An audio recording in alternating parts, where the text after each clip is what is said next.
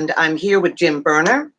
And the reason why I'm here with Jim Boerner today is because he's one of the most inspirational stories that I've heard, and with such a great attitude. Jim Boerner, excuse me, friends.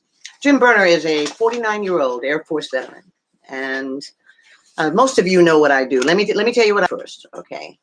I'm the founder of White Apple Institute, and what we do is we work with veterans who are categorized as underserved for a number of different reasons, psychological, social, economic, and on and on. You can learn more about what I do at whiteappleinstitute.org.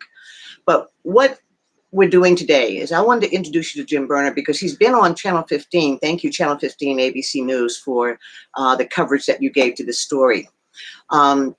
But there was an emphasis that I wanted to make sure that we made about this very, very special veteran that is in my company right now, and I'm just so honored to have. One of the things that I talk about a lot is the factor that we always honor our veterans that we've lost on the battlefields, and we have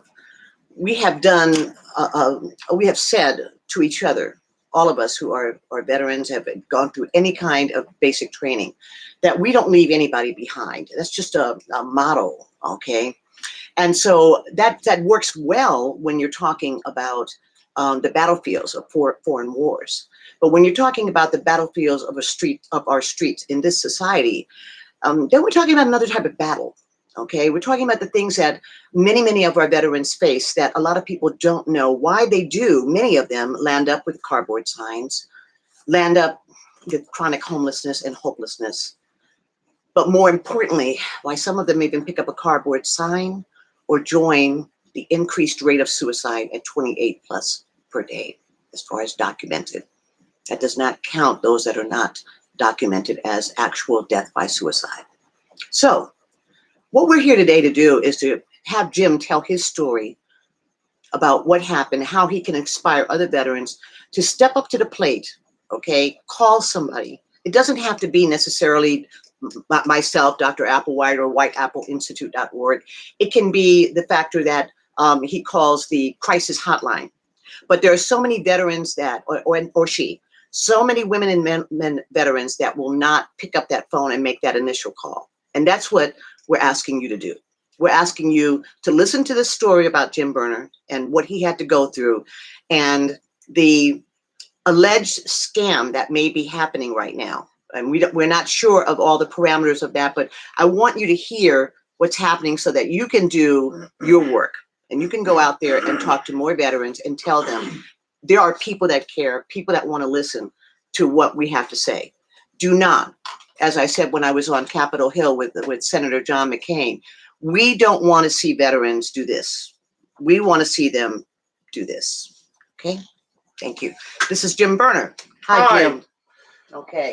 So pretty much start at the beginning of Jim, why don't you let's talk a little bit about who you are and you know, first off, I know he's a really, really nice guy because he's already kind of like put himself in a position to volunteer for us. And this is part of his volunteer work right now, just getting some inspiration out there. Thank you, Jim. Yeah, well, my name, as she said, is Jim Boerner. I'm originally from Minnesota, and I moved down here to Mesa, Arizona a couple of years ago. I served in the United States Air Force, stationed at the Air Force Academy from 1989 to 1992. And while I was TDY at Keesler Air Force Base for some training for a combat readiness team called PERSCO. Yeah, it's kind of like temporary duty for those of you who are not familiar with what the TDY is.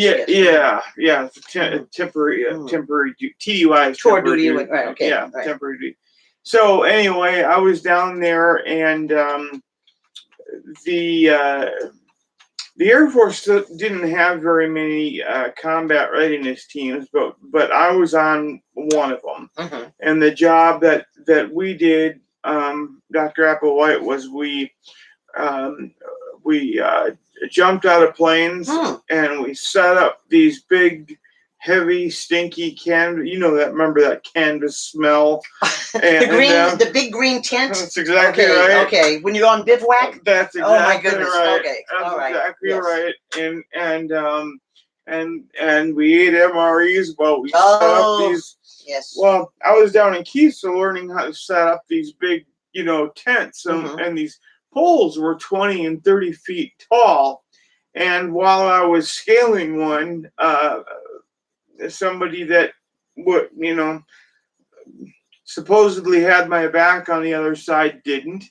And I took a fall from a pretty good height. Wow. And landed on my head and broke.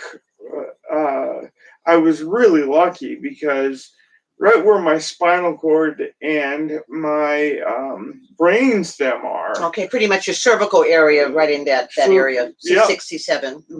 Those are from C1 down are the ones that were cracked. And, okay, wow, and that's messed really bad. up. Yeah. And I went to them and I cried to them for years for just help.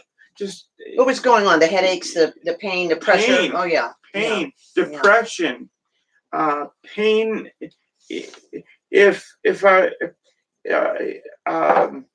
Some doctors say that you can only experience pain in one area of the body at a time. And so if it wasn't my lower back, it was my upper, cervical spine. And so it was pain. And I was going to these doctors and I was saying, look, I'm not any more important than anybody else, but I just need some help in one way or the other. Sure.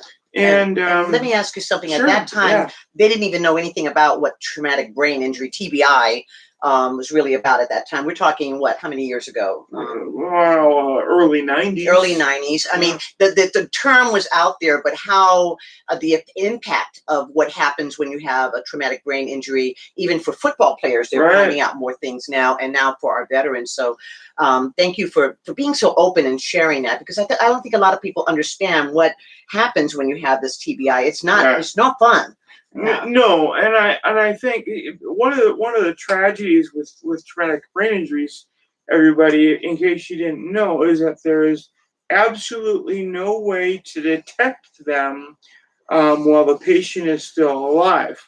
And that is absolutely tragic. Yes. And we're finding out people like Muhammad Ali and that football player, that tight end Gonzalez that played for the Giants or Patriots, shot somebody and then he hung himself in his jail cell, and they took him apart and they sliced him up, and of course he had one of the worst traumatic brain injuries they've ever seen.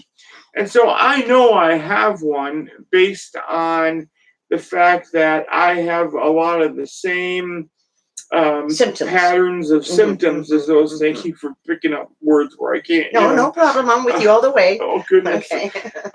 Anyway, I have the same patterns of symptoms as these people do. And I'm just trying to learn how to, cope with them and manage them in a better way than those people did. Well, let's get into. We've got a little bit of a history on you, and we understand what, as you open up and talked about your disability issues. Is there any other disability that you're dealing with in addition to the traumatic brain injury and the cervical area pain? Depression, anxiety. That is, in fact, the depression, anxiety is a larger portion of my what do you call it with the service-connected disability? The percentage is a larger percentage than the actual injury. Wow. Wow. Did you hear that? That's great. And mind you, they cut me open right here, and they spread me apart, and they pulled out all of that injured spinal area, and replaced it all with titanium. Vertebra and discs and they said to me that everything was so cracked that it had actually sawn through some of the nerves. Oh my goodness. So that's why I don't have feeling in some of my fingers. And, these doctors came back and said, how did you manage all that pain while these bones were sawing through your, and I said, why do you think I was coming to you? And one more thing, Dr. Applewhite, that I wanted to get into there is that from the early 90s until maybe 2010, 12 area. Okay. They had me absolutely, completely addicted to morphine. Oh yes, let's talk about that. Yes. And OxyContin. Right. And they gave me hundreds of pills, and I would go in and say, you know what, I had them in my pocket, and I jumped into a swimming pool, and they all got wet. No problem, here's more. And the reason why they did that is because it was cheaper to give me pills than it was to do a $100,000 surgery on my spine.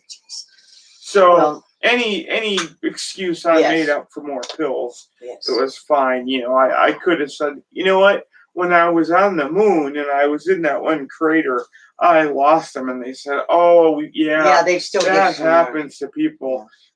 Here's 100. I was known for taking 380 milligram OxyContin a month. Now, mind you, if you go to the doctor and you hammered your finger, they're going to give you a 5 or 10 milligram Percocet. I was taking 80 milligrams of the same medication all at once, because you're supposed to take it and it slowly releases all day. I was chewing it, so I was getting all that. I was getting 80 milligrams of the medication that you were getting 5 milligrams of at the same time. Wow. So I just had to get that out there. Oh, that's very, very important, because when we talk about underserved veterans, that is one of the most common things that come up, especially with addiction issues. Right. Is that they started with the pain medication, and and everybody wants to know, why, what happened to these veterans? Because you remember when we got out of basic training, we felt like superheroes, super sheroes. Oh yeah. Okay, I mean, we were ready to go, and so it's really hard. There's a term we use in psychology called cognitive dissonance, but what it really truly means is that this is confusing for me to think of myself as a person with disability,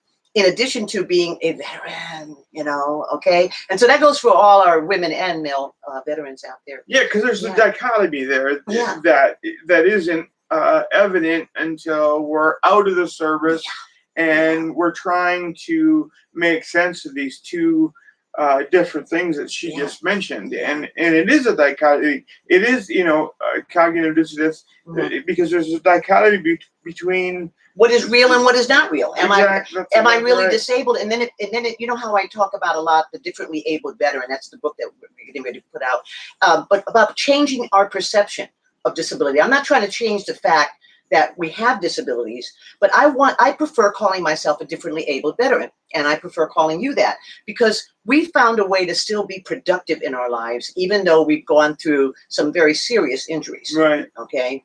Right. Wow. So let's get to what's going on now, because it kind of leads up to the reason why I thought that was real important, and I asked him to elaborate a little bit on what had happened to him, is that you understand that if you look a little bit at our background, at White Apple Institute, we deal with people with disabilities. As a matter of fact, I serve as the chair of the State Independent Living Council and also vice chair of State Rehabilitation Council. And so we are very, very involved in trying to help veterans and doing the outreach out there. Let me just put in a plug here and say also that if you want to get in touch and do some volunteer work based on pretty much the subjects that we're talking about right now, please feel free to fill out the contact form at whiteappleinstitute.org. Okay. All right. Now, what we're going to get to now is why we're even doing this live stream today. Okay. It's 4:57 Arizona time. And we're just hoping that a lot of people are going to look at it, and we're only going to make this a few more minutes here because we know how some people don't like those long videos. So we're gonna try to shorten this up. And if you're interested and want to help with what we're talking about today, then we expect that you'll respond to us. Okay? Or hear more about it. Right, hear more about us. Because Jim here is it all right for me to say that you're coming on board as one of our volunteers? Yes, Absolutely. I assume that was. That's right. Yeah. That's it. Okay. So now the reason why, what something happened here in the last few months, because of the factor that you have some challenges with receiving the communication, understanding a lot of things because of your traumatic brain injury. You take medication now too, right? I do. Okay. Okay. Yeah. And then the depression kicks in. Here we go with someone trying to, believe this, guys, evict him from his property, from his home. Okay. And when you hear the circumstances, it's unbelievable what has happened to this veteran who has served our country. Jim, what happened? Well, when I moved here in 2007, I was told that I had an exemption from property taxes. I was buying a home, and at the closing table, I was told that. Mm-hmm. So I filled in, okay. And that was in 2017. Mm-hmm. 2018, the sheriff came, and I remember what he said to me. He said, "I don't mean to darken your doorway, mm-hmm. but you have some back taxes due." And I said, "How can that be? I sent in, the proper paperwork and everything." And mm-hmm. and what we had assumed at the time, because we didn't know, is that possibly these were back taxes, but we didn't know. So I filled in the paperwork, mm-hmm. because the sheriff told me if I didn't do so very quickly, my home would be seized and auctioned off. And he gave me some paperwork with some phone numbers on it. And one of the phone numbers was a phone number to call to make sure your home was taken off of that auction list. So I filled out the paperwork, and I called that number, and the number said, your home is no longer on the auction list. Everything is fine. I said, okay, good. The proper paperwork must be in now. Uh-huh. Fast forward to 2019. We're talking about a month ago now, maybe a little bit more. Sheriff comes to the door again, knocks on the door, maybe a little bit more than a month and a half ago, and hands me the same paperwork. Wow. I said, "Are we going to go through this every year, sir?" Oh, wow. And he said, "I don't know what to tell you, but we're showing back taxes owed, and what they're showing now is there's a special code here that says that you are getting perilously close to a seizure and your home being auctioned." I said, "Okay, fine, I'll fill out the paperwork." He said, "You know what? Fill out the paperwork, but if I were you, I would just pay the tax." I said, "Fine, I'll just pay the damn tax." Right. So I called the number and I said, "How much do I need to pay to get me out of trouble here?" And let's clarify, when we're talking, the sheriffs, it sounds like the sheriffs were very, very cordial to you. Sounds they like, were, yes. And I really want to give some kudos to Maricopa County Sheriff's Department for the factor that they handled this veteran to the best of their ability at that time. But okay. And so we're moving forward here. So now you're at a point which a month ago they come up with this, and then you called and they told you to pay so much. So yep, I called and I said, how much do I need to pay just to get out of the woods here? And they said $405. And mm-hmm. I said, and there's a where they take, what do you call that? The invoice? No, where they write down everything they write down that everything that's said during a conversation. Yes, the documentation. And you can read it. Just transcript. Okay. It says in the transcript, I said, "Am I out of the woods?" They said, yes, sir, you are out of the woods. Your home will not be sold. Yes. I said, okay, what I've paid is sufficient.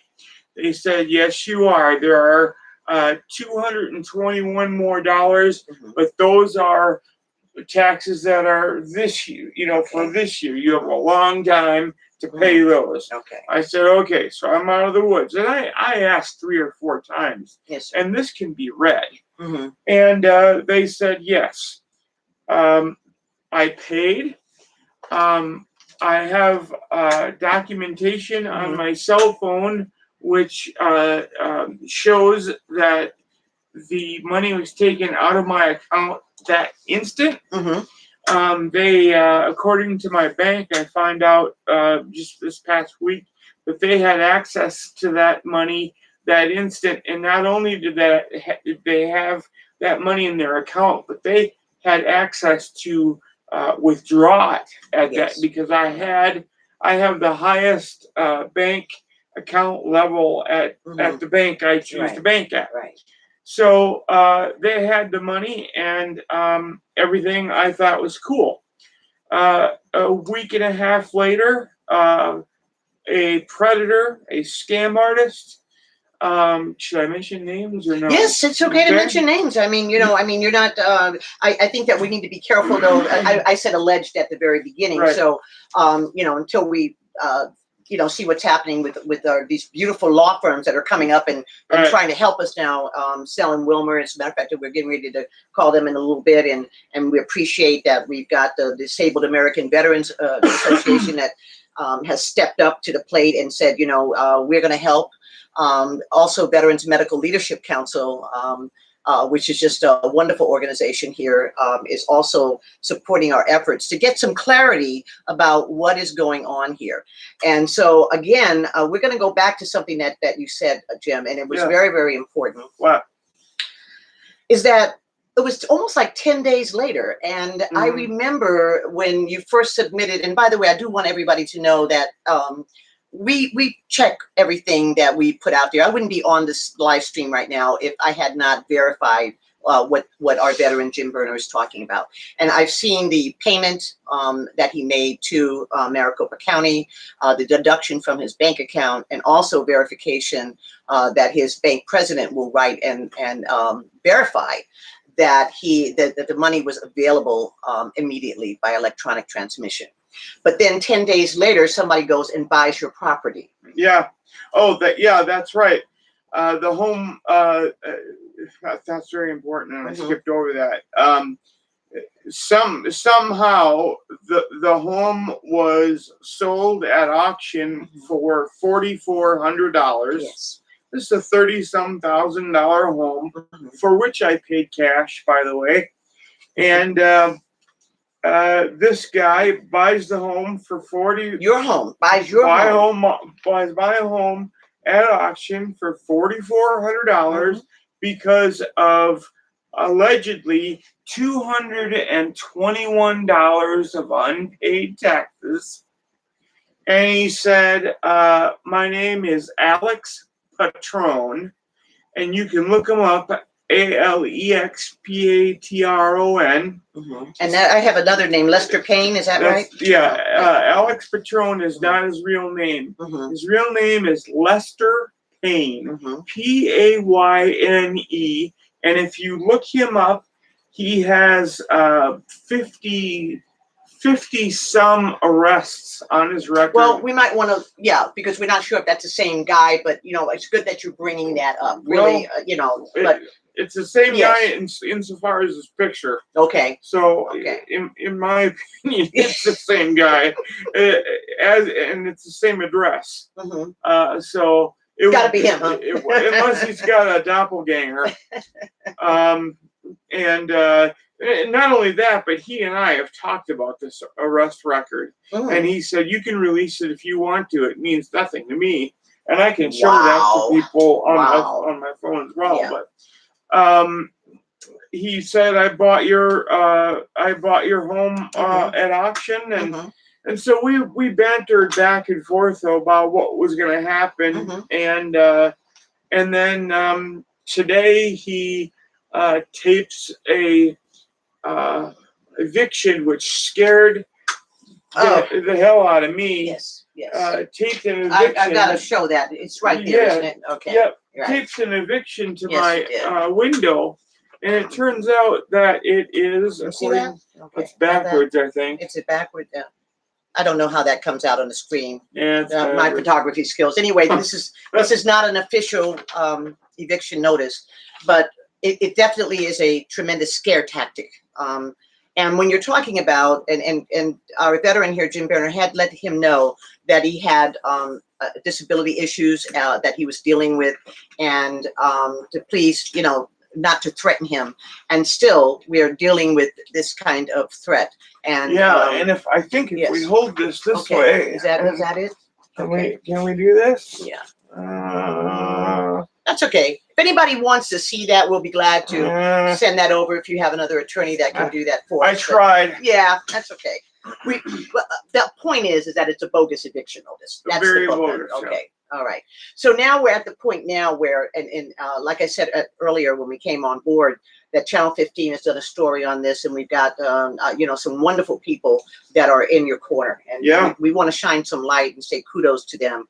But right now, go to Channel 15 and see all those stories. Channel 15. All available. As a matter of fact, we'll go ahead and post it. We'll post it on the YouTube channel so that people will be able to access that. But let's bring some closure to where we're at today and the unbelievable stress that you have endured because of not only this bogus eviction notice without any court date, without any court assignment or anything, and also just all the stress that you've had to deal with just since the stuff began, and you paid the taxes.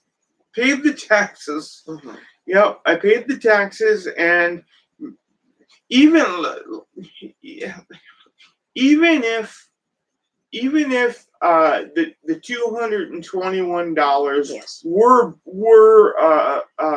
legally and lawfully back taxes and owed, there are homes in the area that are 4 and 5 years behind in their taxes, thousands of dollars, and this was $221, and it's egregious, and it suggests to me, and no, go ahead. You gotta say what you gotta say. You are the veteran.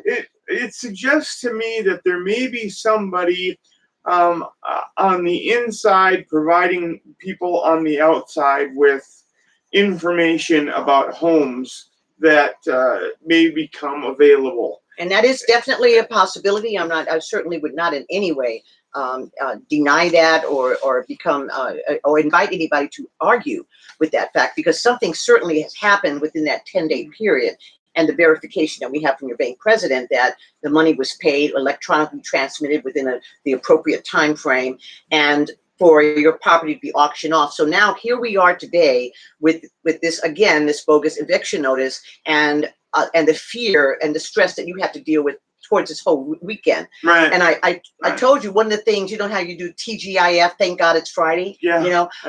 For our veterans that we're working with, many times I feel like it's thank God it's not Friday. Yeah. Because on Friday, most of our agencies close down. I hate Fridays. And it's very hard for our veterans to find resources, and that's when you see the downward spiral happen of someone being evicted or in a fearful state, and they're already dealing with depression and anxiety issues, and the next thing you know is that for us to bring them back. And these predators know that Friday at 1 o'clock, a lot of these lawyers. Wow, I didn't even think about that. Yeah. And these predators know that, and they skillfully, like, for example, today is Friday. Yeah. And the law firm that handles my case, not only my case from his side, but my case from my side, both of them knock off at 1 o'clock. He showed up here at 1:05 with that eviction. Wow. And taped it to my window. Okay. So, these are skillful people. They know what they're doing. What I'm proud of about you, and I asked you to join us and kind of like share your inspiring story, because you see, one of the reasons, people, that we are dealing with a lot of the chronic homelessness and chronic hopelessness of many of our veterans is because of this lack of resources, this lack of connection. But more importantly is the sense of embarrassment of going forward and saying, I need help. Okay, so we encourage people. We've created a differently abled network, and you'll hear more about it later. But where we ask the veteran, what do you need to succeed? Okay, what do you need us to help you with? And I'm asking you now to go out into your neighborhoods and your communities, okay, and start asking a few people, veterans and their family members, are you getting what you need to succeed in this life? Because we want to stop this, not only the 28 suicide rate a day, okay, and that goes for students and veterans, very, very high increasing rates, but also we want to stop the couch surfing. There's people that are homeless and in eviction situations, and they have to live with family members, okay? So kudos to you for showing us that the way to do it is to come forward now, but of course with people who care. And we do care about you, Jim. We care about you very much. I appreciate that. So where do we go now? We are waiting for the attorney, okay, who's going to wrap up everything on Monday morning, okay, hopefully. Hopefully, right. Yep. Okay, and save your home. Yeah, I mean, today has literally been up and down. I mean, I woke up this morning feeling great because yesterday was a great day. Mm-hmm. And then it went down because I got a text from these people saying that they wanted me to buy my own home back from them. Let's elaborate a little bit on that. That was another part. I think that's what really got me going. Yeah. Is when he said that the guy comes up with this grandmother all of a sudden that needs to move in, and he wants you to buy your house back from him. Yeah. For $26,000. Yeah, I got a text that said that said hello. I'm a little old lady that acquired your home as a settlement from a debt, and I really like the park and would like to move in there, but I know you're living in there already, and I know your situation, so I'd be glad to work with you, and I'll sell it to you for what I have into it, which is $26,000. So all of a sudden, from what now? The house they invested $4,400, okay, and then they're asking you now to pay them $26,000 because somehow within the last few days they've invested $22,000. Okay, yeah. All right. Anyway, listen. These are the kinds of stories we need to get out there. But more importantly, I want you guys to pick up the inspiration that Jim is giving all of us and encourage more people, especially our veterans, okay, but persons with disability out there that are dealing with the injustices, to come forward and start talking about it more. We want you to start asking Dr. Applewhite. We want you to start asking the people in our differently abled network for help. Jim, we appreciate you. And is there anything that you want to say at the closure of what you would like to see other veterans do? If you are approached by anybody, either on the phone or in person, or somebody at your door that approaches you with something that sounds fishy, buy yourself some time and write down everything that person says, and then go talk to somebody who is in the know. Yes. And that's important too, isn't it, Jim? Because a lot of people can give you all these different and confuse the hell out of you, huh? And that's what I did. Mm-hmm.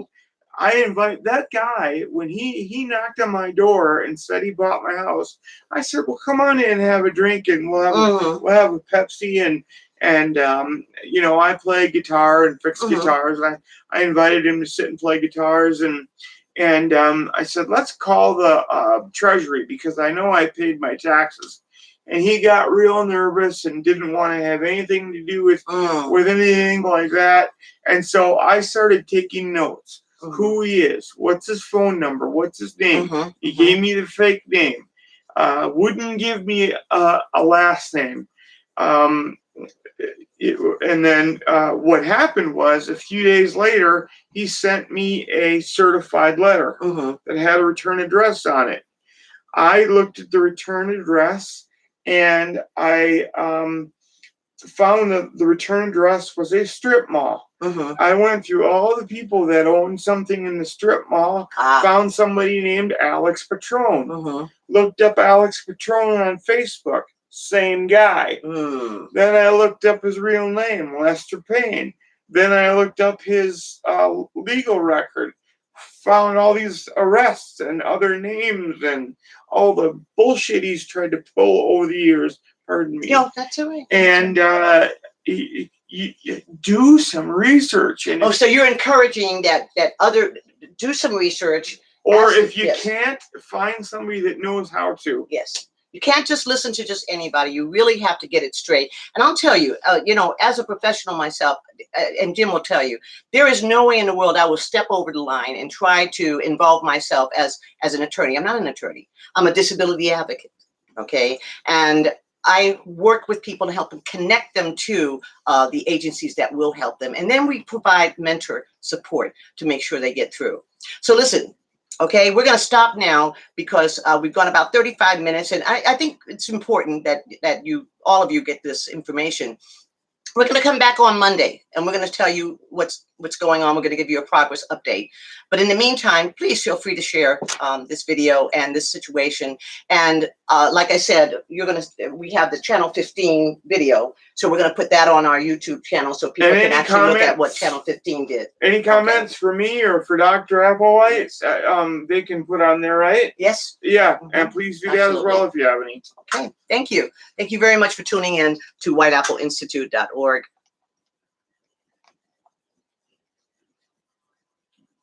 Okay. And I have to figure out how to do this. If we're still on, I can tell some jokes. Oh yeah, it's still on. Okay. And I'm not sure if this is it. Send field and stream. Here it is. Oh, okay, here we go. Okay. And all right.